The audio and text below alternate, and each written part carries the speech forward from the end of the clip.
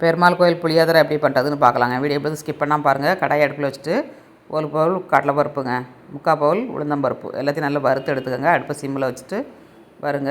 அரை பவுல் எள்ளுங்க, கருப்பு எள் எடுத்துருக்கேன். வெள்ளை எல்லாம் எடுத்துக்கலாம். வெந்தயம் ஒரு 3 ஸ்பூன், சீரகம் 2 ஸ்பூன், மிளகு 2 ஸ்பூனுங்க. எல்லாத்தையும் நல்லா வறுத்து எடுத்துகிட்டு பெருங்காயம் கட்டி காயத்தை வறுத்து எடுத்துருக்கேன். வரமிளகாத்தூள் காரத்துக்கு எடுத்துக்கோங்க, அதையும் வறுத்து எடுத்துகிட்டு கருவேப்பிலை தலைங்க, காய போட்டால் கருவேப்பிலை தலை அதையும் வறுத்து எடுத்தாச்சு.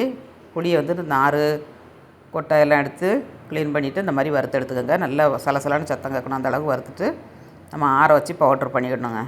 இப்போ எல்லாம் ஆற வச்சு பவுட்ரு பண்ணிக்கலாம். ஃபஸ்ட்டு வந்து பெருங்காயம், புளி, கொஞ்சம் வரமிளகா போட்டு அரைச்சிட்டு அதுக்கப்புறமாட்டு நம்ம எல்லாத்தையும் போட்டு அரைக்கணுங்க. எல்லாத்தையும் அரைச்சி 2 பேஜ் அரைச்சி போட்டு மிக்ஸ் பண்ணிவிட்டு அப்புறமா ஒரு மட்டும் மிக்ஸியில் போட்டு அரைச்சி எடுத்துக்கோங்க. எல்லாம் நல்லா மிக்ஸ் ஆயிரும்.